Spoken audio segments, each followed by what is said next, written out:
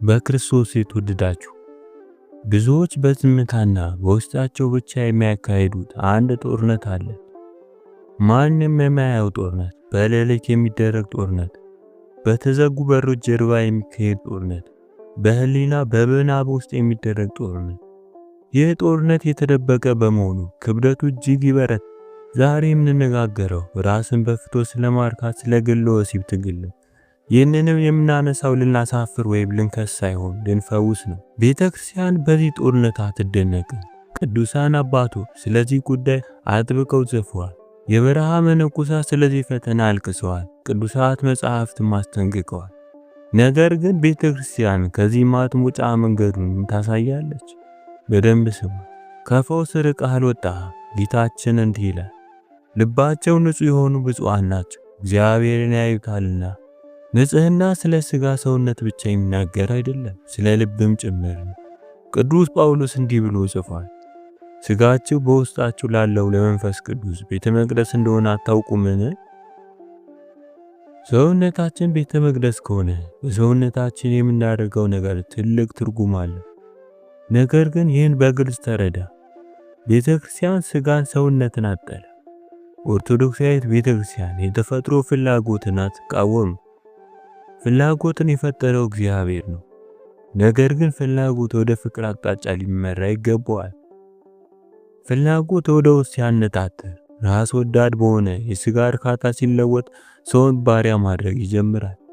ቅዱስ ማክሲሞስ እንዲህ ይላል፣ ሕማማት ስሜቶችን በተፈጥሯቸው ክፉዎች አይደሉም፣ ነገር ግን አቅጣጫቸውን የሳቱና የነፍስ ኃይላት ናቸው። ችግሩ ፍላጎት ወይም ስሜት መሰማቱ አይደለም።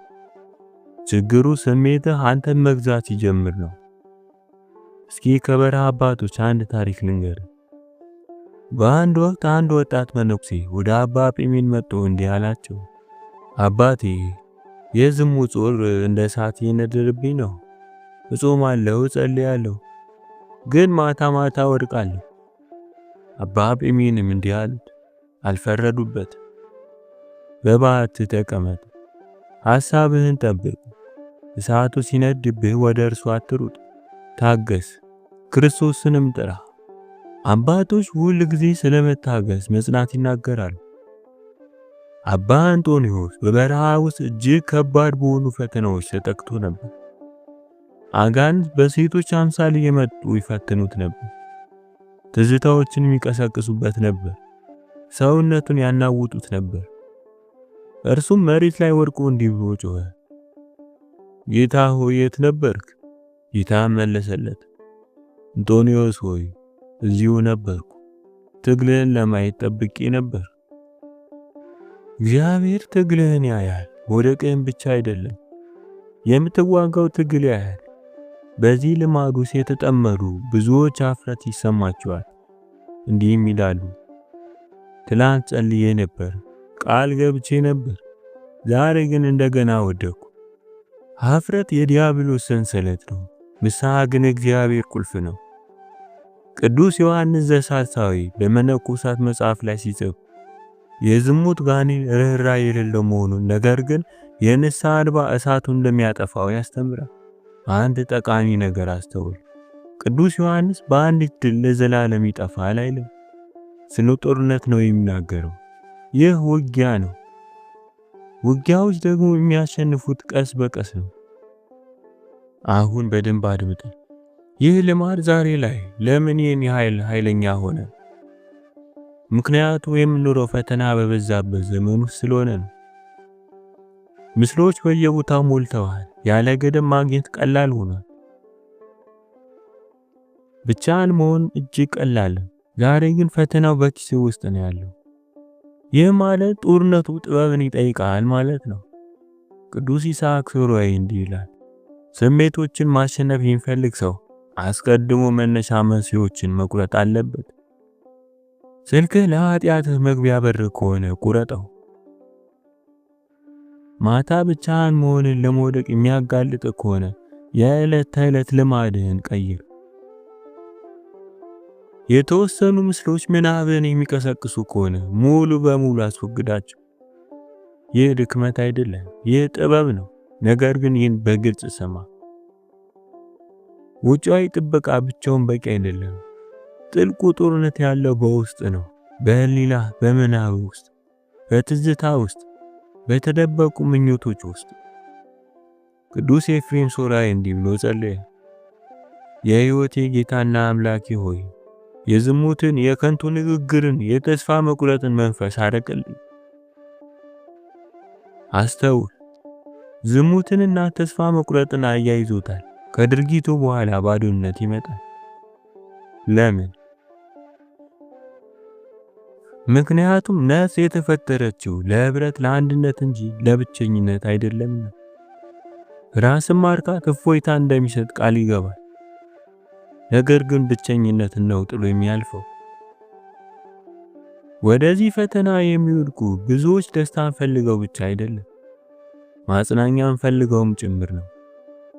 መሸሻን ፈልገው ነው። ከጭንቀት ከድብርትና ከሐዘን ማምለጫን ፈልገው ነው። ስለዚህ ጥልቅ ጥያቄዎች ራሳችንን መጠየቅ አለብን። ልፈውሰው የሞከርኩት ቁስል ምንድነው? ዝም ላሰኘው የሞከርኩት ብቸኝነት ምንድነው? አባቶች እንደሚያስተምሩ ስሩን ካልፈወስከው ልማዱ መመለሱ አይቀርም። ስለ ታላቁ አባ ሙሴ ሲጸልይ ልንገር። ቅዱስ ከመሆኑ በፊት ጨካኝና እጅግ ለሥጋ ፍትወት ባሪያ የነበረ ሰው ነበር። ነገር ግን ንስሐ ሲገባ በአንድ ጀንበር አልተቀየረ። ተዋጋ፣ አለቀሰ፣ ንስሐ ገባ፣ ውርደትን ታገሰ። በአንድ ወቅት በርኩሳን ሐሳቦች ክፉኛ በተመታ ጊዜ ወደ አረጋዊ አባት ሩጦ ሄደ። እየነደድኩ ነው አላቸው። አረጋዊው ማታ ወደ ውጭ አወጡትና ወደ ከዋክብት ተመልከት፣ ልትቆጥራቸው ትችላለህን አሉት። ሙሴም አልችልም። አረጋዊውም መለሱለት፣ የእግዚአብሔር ምሕረት እንዲሁ ልትቆጥረው አትችልም። ምንም ያህል ጊዜ ብትወድ እግዚአብሔር ምሕረት ግን እጅግ ይበልጣል። አሁን በተግባር ስለሚደረጉ ነገሮች እንነጋገር። በግለ ወሲብ የተጠመደ ሰው እንዴት ነው ማምለጥ የሚጀምረው? አንደኛ ንስሐ። ብቻህን አትሸከሙ። ታላቁ ቅዱስ ባስልዮስ የተደበቁ ኃጢአቶች በጨለማ ውስጥ እንደተሸፈኑ ቁስሎች ያድጋሉ፣ ነገር ግን በንስሐ ወደ ብርሃን ሲወጡ መፈወስ ይጀምራሉ ብሎ ያስተምራል። የንስሐ አባት ፈልግ፣ በግልጽ ተናገር። አፍረት ወደ ብርሃን ሲወጣ ኃይሉን ያጣል። ሁለተኛ ሕይወትን ስርዓት ባለው መንገድ ምራ። ስራ ፈትነት ፍትወትን ይመግባል። ቅዱስ ዮሐንስ አፈወርቅ እንዲህ ይላል፣ ስራ ፈትነት ባለበት ቦታ ዲያብሎስ የራሱን የሥራ ቦታ ይገነባል። ጠዋት በማለዳ ተነሳ። የጠዋትና የማታ ጸሎትን አድርግ። የአካል ብቃት እንቅስቃሴ አድርግ። ቀንህን ትርጉም ባለው ሥራ ሙላው። ሶስተኛ ጾም። ጾም የሥጋን አምባገነንነት ያደክማል። ነገር ግን ጾም ከጸሎት ጋር መጣመር አለበት። ፈተና ሲነሳ ከፈተናው ጋር አትከራከር። ወዲያውኑ ጸሎት ጀምር። አቤቱ ጌታ ኢየሱስ ክርስቶስ ሆይ እኔ ኃጢአተኛውን ማረኝ። አቤቱ ጌታ ኢየሱስ ክርስቶስ ሆይ እኔ ኃጢአተኛውን ማረኝ። አቤቱ ጌታ ኢየሱስ ክርስቶስ ሆይ እኔ ኃጢአተኛውን ማረኝ። ቀስ ብለህ ደጋግመው። አሁንም በለው። አባቶች እንደሚሉት ይህን ጸሎት ደጋግሞ በመጸለይ በርኩሳን ሐሳቦች ላይ እንደ እሳት ይነዳል። ዳግመኛ ብትወድቅ እንኳን እዛው ወድቀህ አትቀር። ጻድቅ 7 ጊዜ ይወድቃል ይነሳልም። በኃጢአተኛና በቅዱስ መካከል ያለው ልዩነት ፍጹም መሆን አይደለም፣ መጽናት እንጂ። ዲያብሎስ እንዲህ እንድትል ይፈልጋል፣ እንደገና ወደኩ፣ ምንም ተስፋ የለኝም። ክርስቶስ ግን ተመለስ፣ ቶሎ ተመለስ፣ ንስሐ ለመግባት አትዘገይ ይላል። በአንድ ሳምንት ውስጥ 10 ጊዜ ብትወድቅ እንኳን 10 ጊዜ ንስሐ ግባ። እያንዳንዱ ንስሐ ሰንሰለቱን ያዳክመዋል። ስለ ጋብቻ ጥቂት እንነጋገር። ቤተ ክርስቲያን የሥጋ ፍላጎት ትክክለኛ ቦታው በተቀደሰ ጋብቻ ውስጥ በፍቅር በመስዋዕትነትና በቃል ኪዳን ውስጥ እንደሆነ ታስተምራለች። ከዚያ ውጪ ሲሆን ግን ወደ ውስጥ ያነጣጥርና ራስ ወዳድ ይሆናል። ነገር ግን ይህን አስታውስ፣ መፍትሄው ሰውነትን መጥላት አይደለም። መፍትሄው ስርዓትና መለወጥ ነው። ቅዱስ ጎርጎርዮስ ዘኑሲስ ንጽህና ማለት ስሜትን አፍኖ ማጥፋት ሳይሆን አቅጣጫውን ወደ መለኮታዊ ፍቅር መመለስ ነው ብሎ ያስተምራል። ልብህን ከክርስቶስ ጋር እያጣመርክ በመጣ ቁጥር ኃጢአት መስህብነቱን እያጣ ይመጣል። ስለዚህ ለክርስቶስ ያለህን ፍቅር ጨምር። በየቀኑ መጽሐፍ ቅዱስን አንብብ። በቅዳሴ ተሳተፍ። ተዘጋጅተህ ቅዱስ ቁርባንን ተቀበል። ነፍስህን ሙላት። ልብ ሲሞላ ለጨለማው የሚሆን ቦታ አይኖርም። ይህንን የምታዳምጡ አንዳንዶቻችሁ ለዓመታት በዚህ ሱስ ውስጥ የነበራችሁ ልትሆኑ ትችላላችሁ። መልሰህ ብትወድቅ የት ጋር እንደተሳሳትክ በእርጋታ በተሞላበት መንፈስ መርምር። ምን አነሳሳው? ድካም፣ ብቸኝነት ወይስ ጭንቀት? ስክሪን፣ ስልክ ወይስ ላፕቶፕ? የመውደቂያ መንገድህን ንድፍህን አጥናው። ጥበብ ድግግሞሽን ታሸንፋለች። ማር ይስሐቅ ሶርያዊ እንዲህ ይላል፣ በራስህ ድክመት አትደነቅ፣ በእግዚአብሔር ትዕግስት ተደነቅ እንጂ። ይህ ቃል በልብ ውስጥ ጠልቆ ይግባ። እግዚአብሔር ታጋሽ ነው። በአንተ ትግል እርሱ አይደነግጥም። ጥረትን ያያል፣ እንባህን ያያል። ያልወደቅክባቸውን የታገስክባቸውን ሌሊቶች ያያል። ያለቀስክባቸውን ሌሊቶች ያያል። ሁሉንም ያያል። ተወደዳችሁ ሆይ ንጽህና ይቻላል፣ ነፃነት ይቻላል፣ ቅድስና ይቻላል። ነገር ግን ያለው ጦርነት አይመጣም። ያለ ትህትና አይመጣም። ያለ ንስሐ አይመጣም። ያለ ጸሎት አይመጣም። ያለ ጽናት አይመጣም። ብቻህን እየተዋጋህ አይደለም። ክርስቶስ በምድረ በዳ ፈተናን ተዋግቷል። ረሃብን ያውቃል። የጠላት ውጊያን ያውቃል። እናም አሸንፏል። ስለዚህ በእርሱ ተጣበቅ። አንድ ጸሎት በታማኝነት፣ አንድ ቀን በታማኝነት፣ አንድ የንስሐ እንባ በታማኝነት። እናም ቀስ በቀስ ሲገዛህ የነበረው ኃይል ይዳከማል። ሲያሳፍር የነበረው ድምፁን ያጣል። ባሪያ አድርጎ የነበረው ይከስማል። የእግዚአብሔር ምሕረት ከኃጢአት ልማድህ ይበልጣል። የክርስቶስ ጸጋ ከደም ግመት ይበረታል። ተነሳ፣ ተዋጋ፣ ተመለስ። እናም ፈዋሽ በሆነው አምላክ ላይ ያለን መታመን ፈጽሞ አታቋርጥ።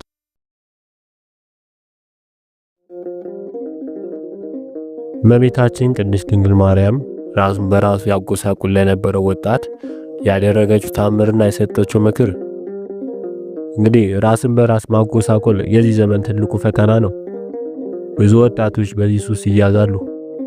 ወደ ትዳር ገብተው ራሱ ከዚህ ሱስ መውጣት አቅቷቸው ከትዳር አጋራቸው ጋር የተገባሩ ሩካቤን የማይፈጽሙ ቁጥራቸው ቀላል አይደለም። እነዚህ ሰዎች ንስሐ መግባት ራሱ ያሳፍራቸዋል።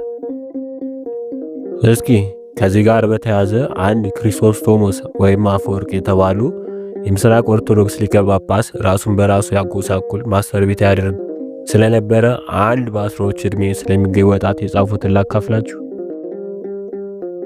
አንድ ወጣት አንድ ጊዜ የሚከተለውን ነገረኝ። በአስራዎቹ ዕድሜ ውስጥ እያለ ለስፖርቶች በተለይም ለትግል ልዩ ፍላጎት ነበረው።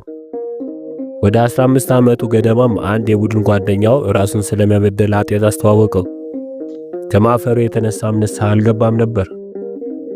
አንድ ቀንም ከአንድ ወር በኋላ ከታላቅ ወንድሙ ጋር እየታገለ እያለ በወንድሙ ደረት ላይ ዘፍ ብሎ ወደቀ። መተንፈስም አልቻለም፣ ሞተ። በዚህ ውስጥ ሆኖም የገዛ አስክሬኑን ወንድሙንና እናቱን ተደናግጠው እርሱን ለመርዳት ሲሯሯጡ ነፍሱ ደግሞ በጠባቂ መልአክ ታጅባ ከቤት ውስጥ ወጣ። የሚኖርበት ከተማም እጅግ ከፍ ብላ በመጨረሻ ወደ ላይ ወደ ሰማይ ስትሄድ ይመለከት ነበር። ከዚያም ጥልቅ በሆነ ጨለማ ውስጥ ራሱን አገኘው። ከዚያም አልፎ መጨረሻ ላይ ብርሃንን፣ ገነትን ተመለከተ። ወደዚህ ብርሃን እንደገባ ወላዲተ አምላክን አያትና ጠባቂ መልአኩን ለምን እንዳመጣው ጠየቀችው። መልአኩም የልጁን አሟሟት በዝርዝር ነገራት። በዚህ ጊዜ እመቤታችን ለዛ ልጅ ትድንላት ዘንድ እናትህ አጥብቃ እየለመነችኝ ነው፣ ልጄም ጸሎቷን ሰምቷል። ያ ልጅ ግን በገነቱ ውበት ስለተማረከ በዚህ ቆይ ዘንድ ለመናት። ወላዲተ አምላክ ግን አይሆንም አለች። ለእናትህ ስትል መመለስ አለብህ። ነገር ግን አድምጠኝ። ከአንድ ወር በፊት ስለሰራው ኃጢአት ልትናዘዝ ይገባል። ይህ እጅግ አስጸያፊ ኃጢአት ነው። ይህን ለካህን ካልተናዘዝክ ምን እንደሚያገኝ ተመልከት። ከዚህ በኋላ ወላዲተ አምላክ የሲኦል ስቃይ ምን እንደሚመስል እንዲያሳየው ለቅዱስ ሚካኤል አዘዘችው። የሚመለከተው ነገር እጅግ የሚያስፈራ ከመሆኑ የተነሳ ልጁ ራሱን እስከመሳት ደረሰ። ከዚያ በኋላ ወደ ጥልቁ ጨለማ ቀጥሎ ወደ ሰማያት ዝቅ ብሎ የሚኖርበት ወደ ነበረ ከተማ ወደ መኖሪያ ቤቱ ቤተሰቦቹ አስክሬኑን ከበው ወደሚያለቅሱበት ክፍል ወረደ። በሰውነቱ ላይ ከፍተኛ የሆነ መጫጫን ከተሰማው በኋላም ነፍሱ ወደ ቦታው ተመለሰች። አይኖቹንም ከፈተ። ከዚያም የሆነውን የተመለከቱን ሁሉ ለቤተሰቦቹ ነገራቸው። በሐዘን ተጎድታ የነበረች እናቱ ይህን በሰማች ጊዜ እመቤታችን ከልጇ ከወዳጇ ስላማለደቻት አመሰገነቻት። እጅግ እያለቀሰችም ልጇን እቅፍ አድርጋ ሳመችው። ፈጣኗ ደመና ወላዲተ አምላክ በዚህ ሱስ ውስጥ ያሉትን ሁሉ ከዚህ በደል ይወጡ ዘንድ ትድረስላቸው።